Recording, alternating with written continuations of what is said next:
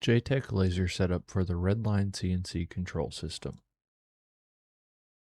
The first thing we're going to do is mount the laser head to the front of our spindle mount. The laser mount that's included has 4 bolts that will screw directly into the front of the spindle mount.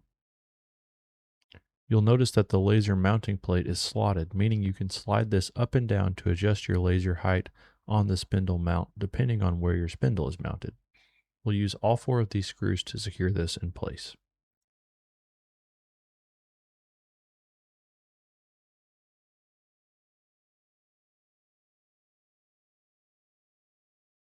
Now with our laser mounting plate installed, we can place the laser using the indexing pins onto that mounting plate. Here it's just going to push in and slide down to lock in place. With the laser head mounted to the machine, it's important to make sure that the laser head sticks out farther than the spindle with the collet and the bit removed. You're going to want to make sure you always remove your bit and collet from the spindle before running a laser job, and make sure that you have at least 1/8 of an inch of a gap between the bottom of the laser and the bottom of the spindle to prevent crashes. With our laser head locked in place on the mounting plate, we'll undo the cable tie holding the cable that's coming out of the top of the laser head, and for now we're just going to lay this over the top of the Y-axis gantry. In a moment, we're going to plug this cable into the cable that will go through the drag chain of the X and Y axis, but like I said, for now we're just going to set it aside. Now at the back of the machine, we're going to run our cable through our drag chains. Here we're just going to remove this cable tie, and starting at the top of the X drag chain nearest the Z axis, we're going to open up our drag chain links and run our cable through there. While doing this, it's important to make sure that nothing is pinched or tight so that the drag chain can still move freely as the X-axis gantry moves across. Once we have that done, we can connect the cable coming from our drag chain to the cable coming from the laser head mounting to our Z-axis. After that, we're going to repeat this process on the Y-axis, making sure again that nothing is tight or pinching going through the drag chain. It's also an important note that this cable can remain in the drag chain even when the laser isn't in use. With all of our cable run through our drag chain, we'll now move on to our SI board mounting. If you have an HMI, this will apply, but if not, you'll just use wood screws to secure this SI board somewhere on your CNC's table. You'll notice on the mounting bracket that's included that the holes will align perfectly with the SI board holes. On the back, there are 2 recessed holes that will allow us to use the included hardware to secure this mounting plate to our SI board. You'll need a 3mm hex key and an 8mm crescent wrench. Here I'm just getting those nuts on hand tight, and because this is plastic, you don't have to torque those down very much. Once we have that all secured together, we can move to mounting this to the back of our Redline HMI.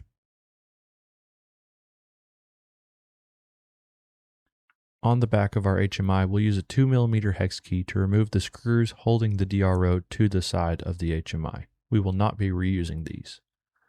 Once we have those removed, we can place the DRO back where it was, but this time aligning the holes on our SI board mount with the holes on the back of our DRO. We're going to use the included hardware to secure this in place, securing both the DRO and the SI board for the J Tech Laser to the back of our HMI. After completing those steps, we'll place the screws that we removed from the DRO back onto the side of the VFD for safekeeping. Moving on to our cable connections, we're going to start with the bullet style power plug that will go to the power supply that plugs directly into the wall. Next, we're going to plug in our 2-pin Molex connector that will go to the real-time motion controller plugged into the PWM port. And lastly, we're going to connect our 4-pin Molex connector that is coming from the cable that was run through the drag chain in a previous step.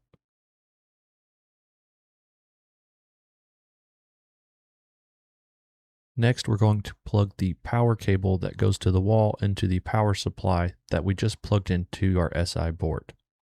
With that connection on the power supply, we can now plug the other end of that cable directly into an outlet on the wall. This power supply for the laser can be plugged into the same circuit as our machine.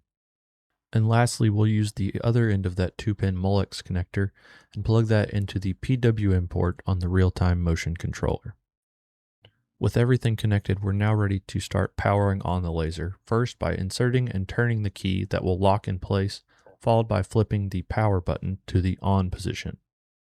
You'll notice that the green LED will come on, and if one LED is on, that means the SI board has power. If not, press that red reset button. If you flip the small black switch, that will fire the laser on full power. Next, we're going to configure the laser on our Redline HMI. Here we're going to the configuration page followed by the spindle page where we will change to PWM laser. Make sure those values match up with the video. After that, we can go back to our main page and go to the PWM page to see we can now control the laser using the dial and the on-off buttons. Now we'll move on to zeroing the laser before we start our carve. For the Z-axis, the position of your Z slider is going to matter, and you can see here that there are 4 different mounting positions, with the top hole being the lowest and the bottom hole being the highest. If you're using the highest position, you may need to use some material underneath the piece of material that you're going to laser to raise it up so that you can reach your Z0 position and focus your laser. Here you can see that without material under there, our 1/4 inch gauge does not come close to the bottom of the shroud, meaning the laser will be out of focus. So here what we're doing is we're going to raise up our Z-axis and our laser head before placing a few pieces of MDF underneath our laser material, and then we can now lower our Z-axis back down and set our 0 position and focus our laser. Here we have our 1/4 inch gauge again, and we're going to jog our Z down slowly until that is just able to slide underneath, and then we'll set our 0 in that position. To set our X and Y zeros, we're going to use the MDI tab to use a M3S command. The S value will correspond to the percentage of power that the laser is firing at, with 1 being 0.1% and 10 being 1%. Here I've used an S2 command as this is the lowest setting that my laser will fire at. This will allow us to locate our X and Y position for lasers without a locating crosshair. Both the 34 and 64 watt lasers have an aim assist that will show a crosshair on your material to help you align your X and Y perfectly. Both of these are offset, one to the right and one to the back, and those offsets are listed here on the screen. These offsets can be input into the MDI manually or added to your offsets page if you're using the laser frequently. Additionally, you can also use the method with firing using an M3S command that we showed in the previous step. Once you're happy with how everything is aligned, you can now zero all 3 of the axes in their position, and we'll open up our file to run that. Here I'm running a simple test file just to make sure that everything is running smoothly, as this is the first time we've hooked up this laser on this machine. Once the file analyzes, you can press the start button and the laser will get to cutting. As an additional resource, we've created an S-value chart that shows the power that they correspond with. This can be found and downloaded in the forum.onefinitycnc.com and linked in the description below.